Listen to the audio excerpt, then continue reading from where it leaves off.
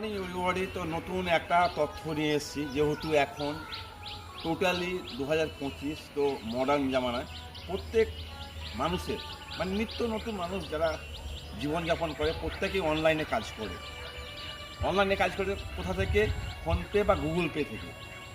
তো যারা PhonePe use করছেন তাদের উদ্দেশ্যে আমার বলা, হয়তো কিছু এন্টারটেনমেন্ট অ্যাপস যেগুলো মোবাইলের মাধ্যমে, হয়তো আপনাদের কাছে টিভি থাকে না, সেই মুহূর্তে আপনারা সেটা প্লে স্টোর থেকে ডাউনলোড করেছেন।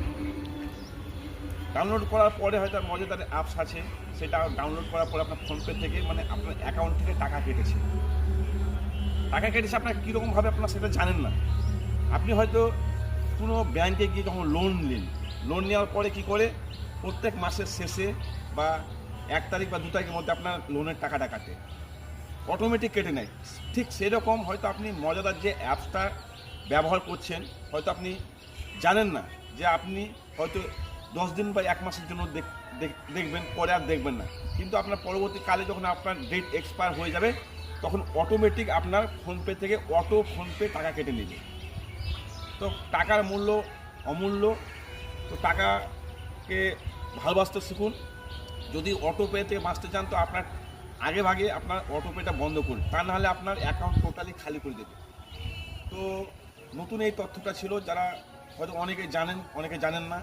তো যত শীঘ্রই পারেন আপনারা অটো ফোনপেটা বন্ধ করুন, তা নাহলে আপনার পকেট টোটালি খালি করে দেবে।